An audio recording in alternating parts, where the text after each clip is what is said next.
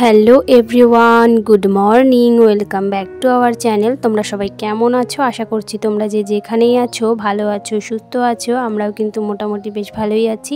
তো যাই হোক, আমার চ্যানেল ডোনাস লাইফস্টাইল ব্লগে তোমাদেরকে আরও একবার ওয়েলকাম জানিয়ে নতুন একটি ব্লগ কিন্তু শুরু করছি। তো এটা হচ্ছে বৃহস্পতিবারের ব্লগ। তো বৃহস্পতিবার থেকে আমাদের এখানে প্রচণ্ড বৃষ্টি শুরু হয়েছে। বৃহস্পতিবারেও ছিল, শুক্রবারেও ছিল। আর আজকের ব্লগটা হচ্ছে ওই বৃষ্টি হওয়ার আগের আর কি। তো ওই হসপিটাল থেকে এসেছি, তারপরেরই এটা, তারপরের দিনই শ্যুট করা হয়েছে। তো হসপিটালে তো আমরা 4 দিন ভর্তি ছিলাম। তো 4 দিন থাকার পর তারপর কিন্তু চলে এসেছি বাড়িতে। তো কালকে এসেছি, আর আজকে কিন্তু এই যে ব্লগটা কিন্তু শ্যুট করেছিলাম। তবে আজকে খুব একটা কাজকর্ম সেভাবে শেয়ার করব না, যতটুকু পারবো শেয়ার করব। আশা করি ভিডিওটি তোমাদের ভালো লাগবে। আর তোমরা অনেক দিদি ভাইরাই জানতে চেয়েছো যে আমার ছেলের শরীর এখন কেমন আছে। তো আমার ছেলের শরীর এখন মোটামুটি ভালোই আছে।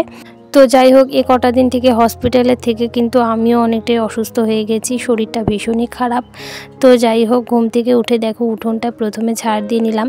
আর দেখতেই পাচ্ছ আমাদের গাছে কিন্তু কত সুন্দর লঙ্কা হয়েছে, একদম সাদা সাদা। এই লঙ্কাগুলো কিন্তু খেতেও ভীষণ ভালো লাগে, আর প্রচণ্ড ঝাল। তো প্রচুর ধরেছে, প্রচুর মানে প্রচুর, তোমরা দেখতেই পেলে। তো এরপর কিন্তু এই যে গরম গরম চা বানিয়ে নিলাম। লাল চা খেয়ে নেবো এখন, কারণ গলাটা একটু ব্যথা ব্যথা হয়েছে। কারণ এখন ওয়েদারটা এতটাই খারাপ যে এই গরম, এই বৃষ্টি, এই রোদ এরকমভাবে কিন্তু চলছে। তো যাই হোক, গলাটা ব্যথা হওয়ার কারণে কিন্তু লাল চাই করে নিলাম। তো চা এখন খেয়ে নিলাম বিস্কিট দিয়ে। চা খেয়ে তারপর কিন্তু তাড়াতাড়ি আজকে ভাতটা বসিয়ে দেব। তো দেখো, আজকে যেহেতু বাড়িতে সেভাবে লোকজন নেই, কারণ সবাই গেছে অনুষ্ঠান বাড়িতে। আর সেই জন্য কিন্তু তোমরা অনেকেই জানো যে আমার দাদু মারা গেছে। তো আমার মায়ের তো 4 দিনের কাজ ছিল, সেটা করে ফেলেছে। তো ওই মামার বাড়ির কাজ তো এখনও বাকি রয়ে গেছে, মামাদের কাজ। তো সেই জন্য কিন্তু মা ওখানে চলে গেছে, দাদারাও চলে গেছে, শুধু আমি রয়েছি আর জেঠু রয়েছে বাড়িতে। তো সেই জন্য দুজনের রান্নাবান্না কিন্তু আজকে তাড়াতাড়ি বসিয়ে দিয়েছি। তো ছেলে তো এখনও ওঠেনি। তো ছেলে উঠলে তো আবার বিরক্ত করবে, কারণ রাখার একদমই লোক নেই। তো সেই জন্য কিন্তু তাড়াতাড়ি রান্নাটা আজকে বসিয়েছি। তো এদিকে ভাতটাকে বসিয়ে দিলাম দেখো গ্যাসেই। আর এদিকে দেখো কি রান্না হবে সেটাও কিন্তু কেটে রেডি করে নিচ্ছি। তো ঘরে একটা বাঁধাকপি ছিল ছোটো মতো, তো সেটাই কিন্তু এখন রান্না বসিয়ে দেব। তো বাঁধাকপিটাকে আর কি কেটে নিচ্ছিলাম। আর এদিকে দেখো চাল কুমড়ো ভাজা করব। তো গাছেরই চাল কুমড়ো আমাদের, তো সেটাই কিন্তু ভাজা বসিয়েছি। এভাবে কিন্তু চাল কুমড়ো ভাজা আমার ভীষণ প্রিয়, খুব ভালো লাগে খেতে। তো সেই জন্য ভাবলাম এভাবেই আজকের চাল কুমড়োটা রান্না করি। তো তোমাদের কার কার এভাবে চাল কুমড়ো ভালো লাগে অবশ্যই কমেন্টস করে জানিও। তো যে সমস্ত বন্ধুরা প্রথম থেকে আমার ভিডিও দেখে আসছো তাদেরকে তো আমি অসংখ্য ধন্যবাদ জানাচ্ছি। আর যে সমস্ত বন্ধুরা আমার এই ছোট্ট ভিডিওটি আজকে প্রথম দেখছো, আমার এই ছোট্ট ভিডিওটি যদি তোমাদের কোনো কারণে ভালো লেগে থাকে তাহলে কিন্তু অবশ্যই লাইক কমেন্ট শেয়ার করে আমার পাশে থেকে যেও একজন বন্ধু হয়ে। তো যাই হোক, তোমাদেরকে তো এই কটা দিন থেকে একদমই ভ্লগ ভিডিও আর কি শেয়ার করতে পারিনি, কারণ তোমরা আমার বাড়ির পরিস্থিতি জানোই, যারা আমার ভিডিও প্রতিদিন দেখো। তো হঠাৎ করে ছেলের এরকম অসুস্থতার কারণে কিন্তু কোনো রকম ভিডিও দিতে পারিনি। তো এই কটা দিন থেকে এমন আর কি পরিস্থিতি হয়েছে বাড়ির, তো কি বলবো, সেই জন্য কিন্তু কোনো রকম ভিডিও আর কি দেওয়ার মতো পরিস্থিতিতেই ছিলাম না। তো তবুও তোমরা অনেকেই আগের ভিডিওতে অনেক ভালোবাসা দিয়েছো। যে সমস্ত দিদিভাইরা প্রথম থেকেই আছো, আমার ভিডিও দেখছো, তাদের অসংখ্য ধন্যবাদ। তোমরা এইভাবে আমার পাশে থেকো।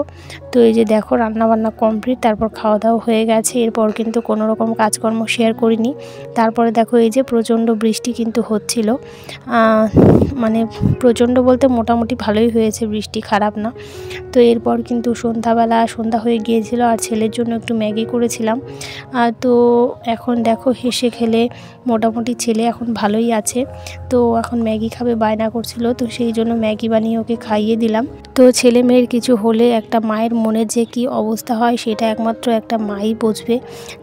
যাদের সন্তান আছে তারাই বুঝবে।